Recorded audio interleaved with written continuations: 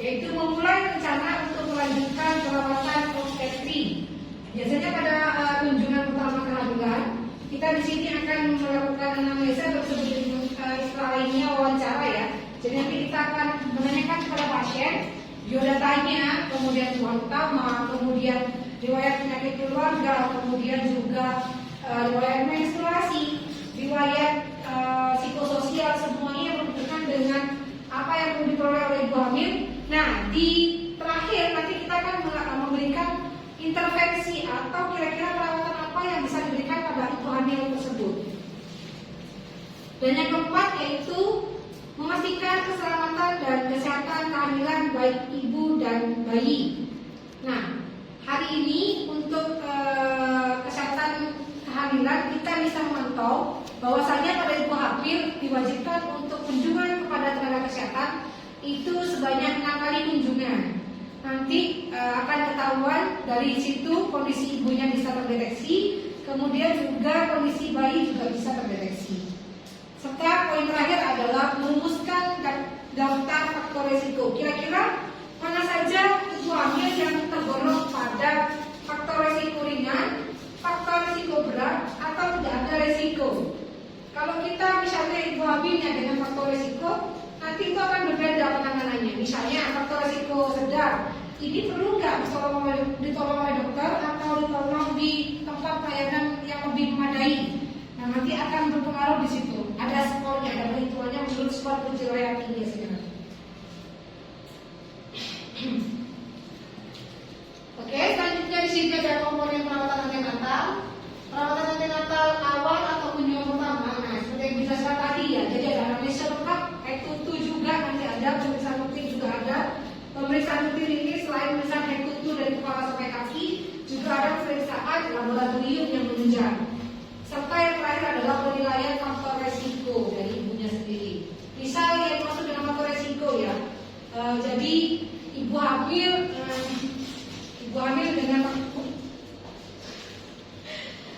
faktor resiko ini.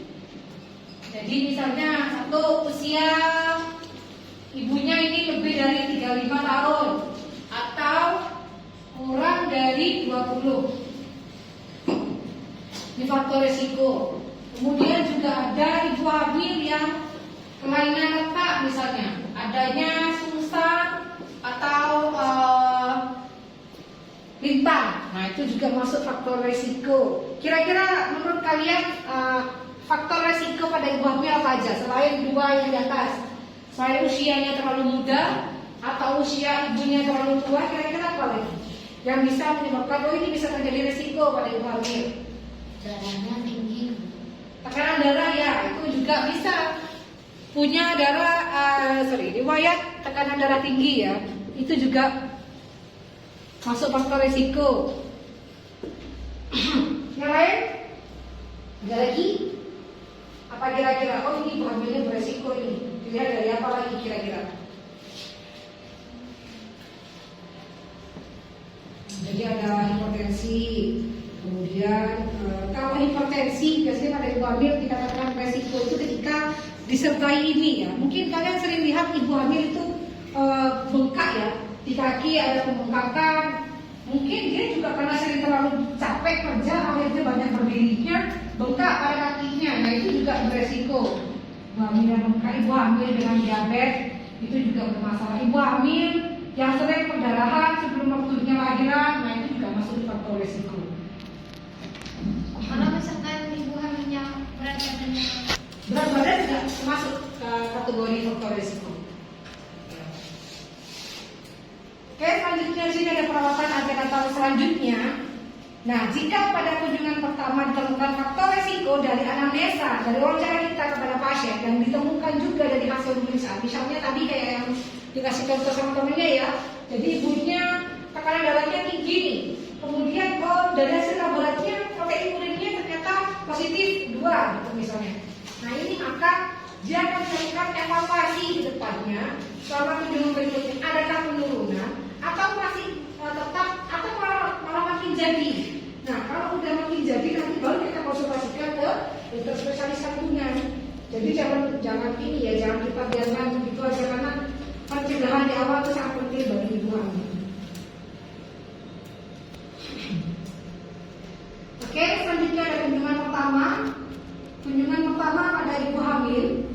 situ ada anamnesa ya. Anamnesa ditanya dari nama, alamat, usia, kemudian suku bangsa, kemudian juga umur, itu juga ditanyakan.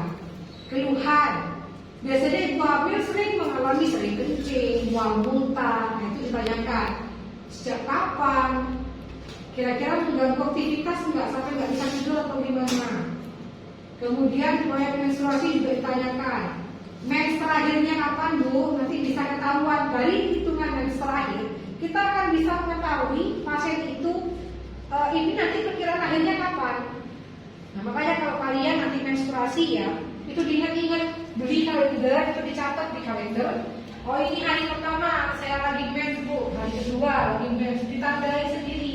Kalau kalian nggak belajar untuk mengatur, pengen tahu siklus menstruasinya teratur atau enggak, nggak mungkin kalian bisa memberikan penyuluhan kepada ibu hamil atau mungkin kepada orang yang pengen hamil ya, karena mungkin ibu rasa dari sekian kelas 1 kelas ini siklus menstruasi satu orang dengan orang yang lain pasti berbeda. Ada yang 28 hari, ada yang 31 hari, ada yang 11 hari atau 4 lagi. Itu kan udah nggak teratur namanya. Normal dikatakan teratur jika siklus menstruasi kalian itu adalah 28 hari. Jadi sekarang ke mens berikutnya harusnya 28 hari. Coba kalau nanti kalian coba hitung di rumahnya ya. Udah benar nggak siklus mensnya ini udah berapa hari atau karena hitungannya kalau di kebidanan itu ada siklus terpanjang dan siklus terpendek saat menstruasi. Nah, nanti kalian akan diajarkan lebih detail lagi siklus menstruasi pada pembelajaran keluarga berencana. Nah. Oke, ini pada pemeriksaan obstetri ya. Di situ ada pemeriksaan abdomen. Nah, ini pemeriksaan abdomen pada ibu hamil ada 4. Yang pertama dapat 1, yang kedua dapat 2, yang ketiga dapat 3, yang keempat dapat 4. Dapat 1 di sini. Pemeriksa berdiri menghadap ke pasien, kemudian kedua tangan meraba dengan jari untuk menentukan yang pertama adalah tinggi fundus uteriknya. Tinggi fundus uterik dan bagian apa yang ada di fundus. Jadi nanti kalian itu menghadapnya, posisi kita berada di sebelah kanan pasien. Jadi nanti kita posisinya akan menghadap sama pasien. Nah, tangan ini posisinya dari bawah. Anggap aja kalian bisa bayangkan ya kepala pasiennya di atas ini. Nah, kalian nanti mau posisinya dari tulisannya dari bawah. Jadi kalian dari bawah jalan, kemudian sampai ke fundus. Baru kita raba. Oh, jika teraba lunak, kurang bundar dan tidak melenting itu berarti bokong. Kalau keras, kalian raba cukup keras sekali ya ini ya. Itu bisa jadi kemungkinan di sebelah kepala bayi yang ada di atas. Nah itu untuk lompat 1. Oke, selanjutnya ada lompat 2 di sini, yaitu untuk mengetahui posisi masih sama yang tadi. Dari lompat 1 kan di atas di fundus, dia akan turun ke bawah. Nah di samping untuk memeriksa sisi kanan dan sisi kiri perut ibu.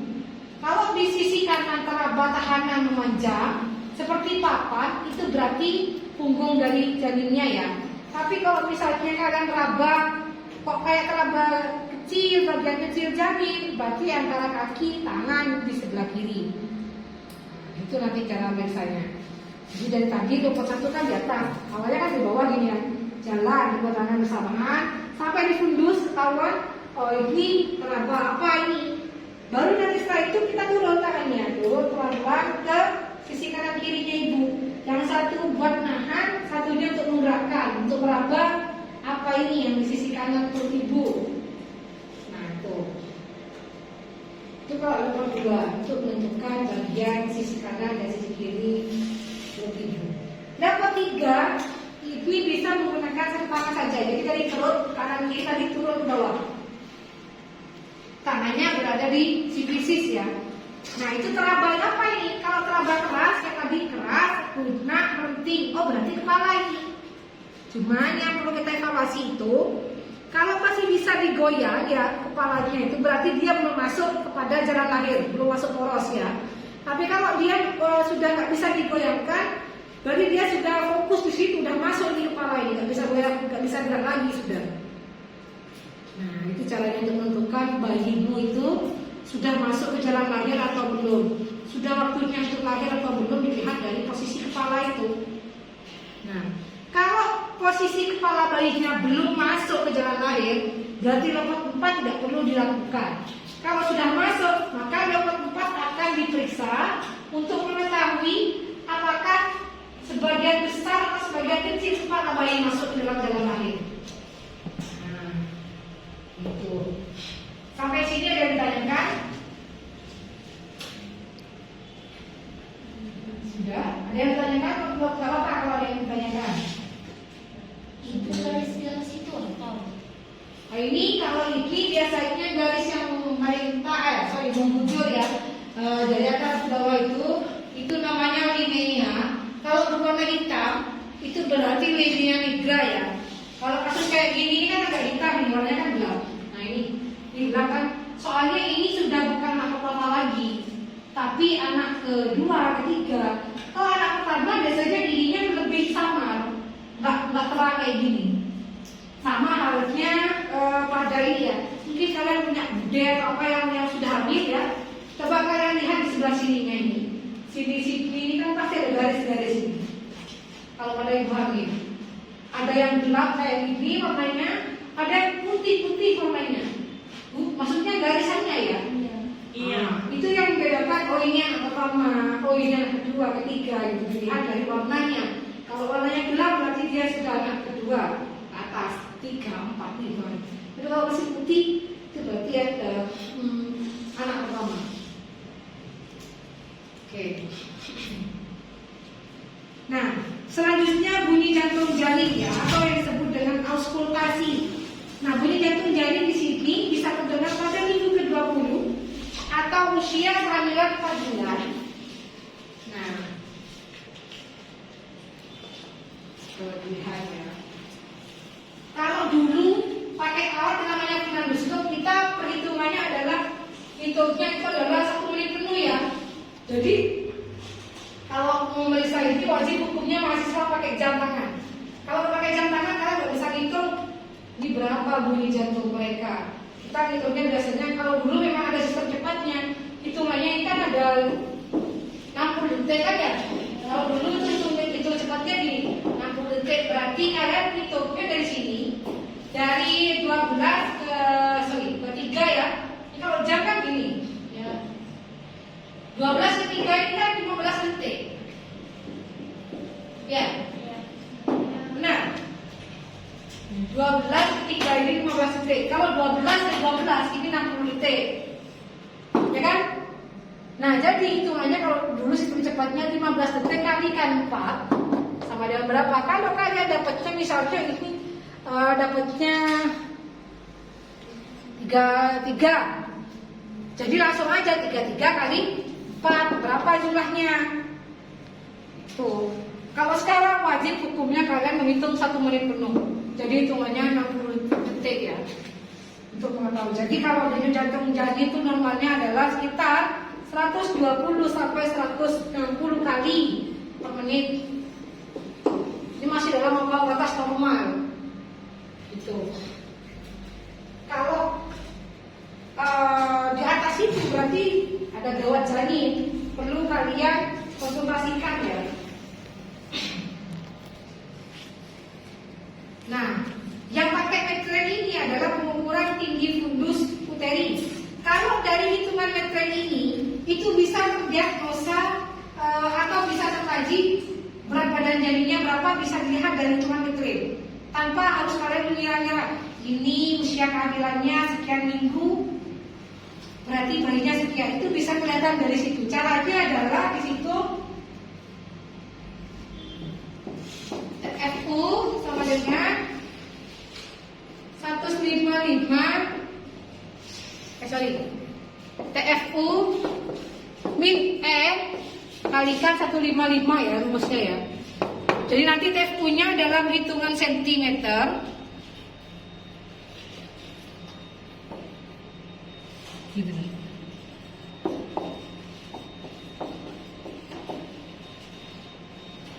Kalau N ini, N-nya ini ya, kalau masuk Kalau masuk itu dikurangi 11, tidak masuk itu kurangi 12. Jadi misalnya bayimu dari hitungan metrinnya dapatnya 25 ya. Ternyata bayinya masuknya tinggal dikurangi 25 kurangi 11 kalikan 155. Nanti akan ketahuan dalam satuan gram. Berat bayinya ketahuan sih. Berapa menit? Pemeriksaan Leopold ya, untuk pemeriksaan abdomen mengetahui posisi janin, letak janin, denyut jantung janin. Denyut jantung janin itu biasanya nanti didengarkan kalau kalian pada level 2 menentukan itu ternyata punggungnya di sebelah kanan ibu, perut kanan ibu. Berarti kalian tuh mendengarkan denyut jantung janin di tempatnya punggung itu. Jangan kalian cari di sebelah kaki, kalau nggak dapat nggak bunyi, nggak kuat. Makanya tangan kalian harus benar-benar sering digunakan untuk melatih. Oh ini ternyata punggungnya di sebelah kanan, kalau punggungnya sebelah kiri. Kalau punggungnya sebelah kiri, ya berarti untuk mendengarkan jantung janin di sebelah kiri. Itu untuk pemeriksaan pada abdomen ya ibu hamil.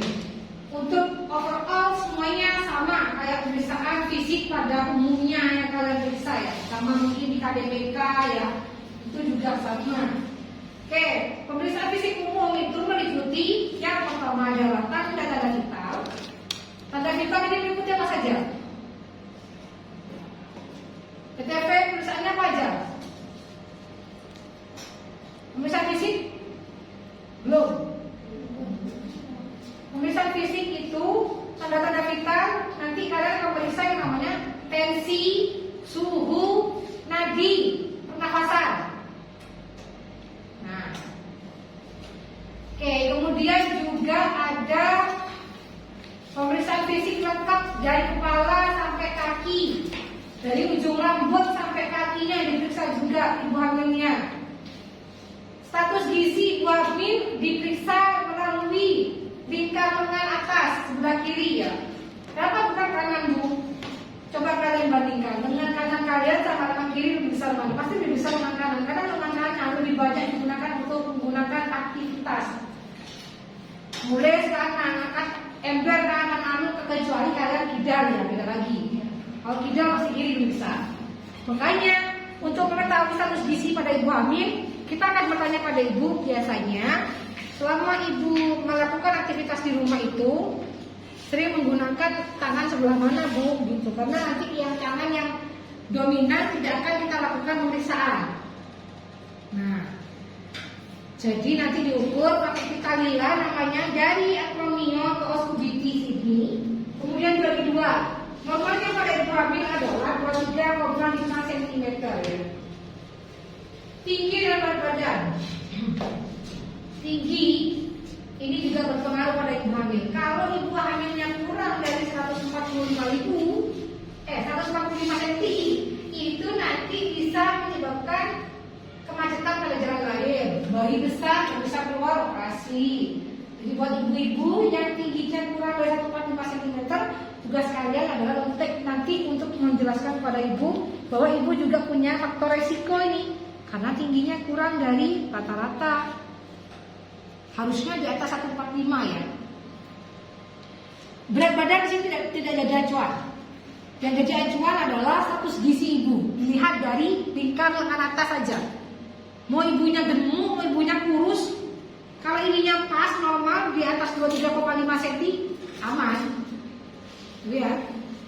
Jadi meskipun kayak kalian ini ibu, saya ini gemuk, saya kurus, yang penting ukuran lingkar lengan atasnya normal 23,5 aman. Berarti kalian gizinya bagus. Kalau kurang dari itu, gizinya kurang ya. So, silakan makan yang bergizi buat kalian semuanya. Untuk masih mahasiswa ini. Kemudian juga ada pemeriksaan tanda-tanda kehamilan meliputi wajah, dada, perut, genital, genitalia ini ada genitalia luar, genitalia dalam, dan pemeriksaan paru. Oke, langsung ya pada muka. Ada mungkin beberapa mahasiswa pernah ketemu sama ibu hamil yang fresh pada wajah. Ya, biruan ya. Itu hal yang wajar ya, karena memang hiperpigmentasi pada wajah. Jadi wajahnya itu ada plasma gravidarum. Itu hanya muncul saat dia hamil aja. Selama tidak hamil tidak akan muncul. Oke. Kemudian juga ada bengkak apa enggak? Dikatakan bengkak apabila ada tekan di daerah palpebra sini selama 2 detik tidak kembali, berarti dia odem ya, bengkak. Kalau ditekan terus langsung balik aman, berarti tekan odem dia, kebengkakan. Jadi untuk ngecek orang itu bengkak atau enggaknya ditekan. Tekan misalnya kayak gini, ditekan seperti ini. Kalau nggak kembali sampai 2 detik, berarti oh ini terjadi bengkakan memang pasiennya. Mata, konjungtiva dilihat. Jadi pasiennya apa ya, dijelasin pasiennya, Bu, minta tolong hadap ke atas gitu. Nanti kita lihat konjungtivanya ibu pucat atau enggak. Jadi kalau konjungtiva itu kan yang bagian bawah sini. Kalau bagian bawahnya itu pucat berarti ibunya kekurangan darah ya, atau yang disebut dengan anemia. Makanya ibu hamil diberikan obat tablet tambah darah itu fungsinya untuk biar bisa mengganti kadar HB, meningkatkan kadar hemoglobinnya biar cepat naik dan tidak terjadi anemia lagi. Selanjutnya juga ada sklera iterus ya. Jadi kalau tadi konjungtiva itu pasiennya kita suruh hadap ke atas, tapi yang dilihat di bagian bawah. Kalau sklera kebalikannya, pasienmu ininya ini pegang kalian, tapi pasiennya lihat ke bawah. Kalian nanti melihat posisi yang mata yang di bagian atas. Kalau matanya agak kuning, berarti dia punya penyakit hepatitis atau liver ya. Nah, oke, selanjutnya pada mulut. Kita lihat pada pasien adakah gusi berdarah, kemudian juga giginya ada yang berlubang atau enggak, kemudian juga ada karang gigi, nanti bisa dicek ya, karena itu yang merupakan juga salah satu faktor penyebab kenapa ibu hamil sering mual ya. Kalau ibunya nggak pernah sikat, mual itu pasti mual ya. Pada leher ini ada tulisan bendungan vena jugularis. Vena jugularis ini untuk mendiagnose pasien punya penyakit jantung atau enggak. Diraba di daerah sini ya, vena karotisnya. Tapi kalau kalian mau ngecek pasien mau meninggal atau enggak, cek aja sininya. Jadi kalau pasiennya itu, misalnya nih kalian ketemu pasien terus berdua pingsan mendadak, langsung aja cek vena karotisnya ya. Nah itu untuk mengetahui. Kalau sudah nggak ada denyutan, berarti pasiennya sudah inalilah gitu aja.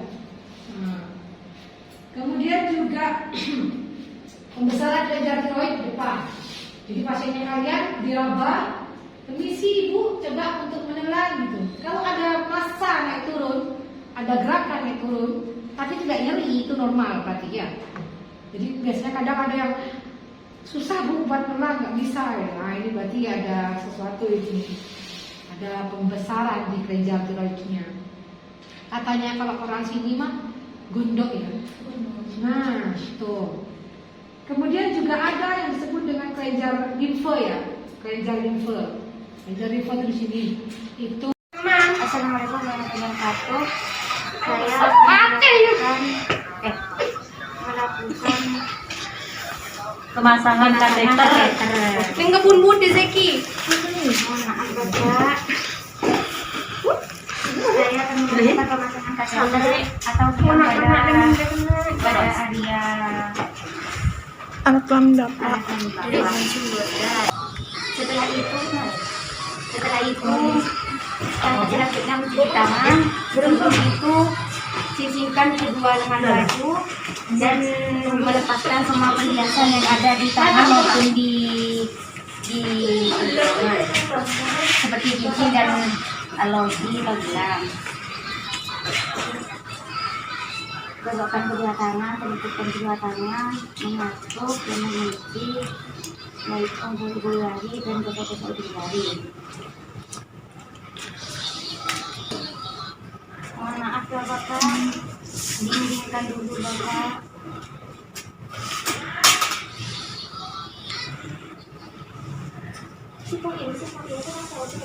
Yang ketiga Bapak. Untuk ambil jeda Zeki.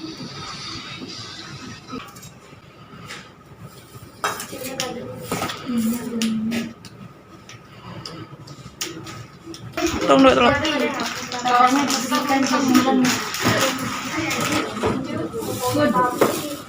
Setelah itu kateternya diletakkan ke bak instrumen dan rulet diletakkan ke bak instrumen dan pasang itu dan pasang hasil yang kanan.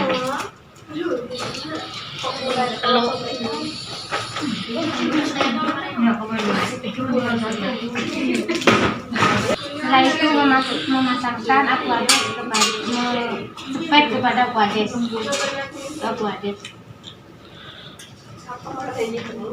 IC 15 sampai 20 derajat. SC 45 derajat. Tidak sedang sulit. 45 15 sampai 90. Ini 45 SC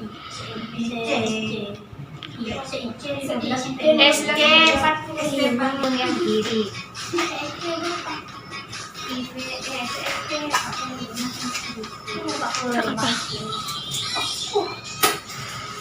berarti sama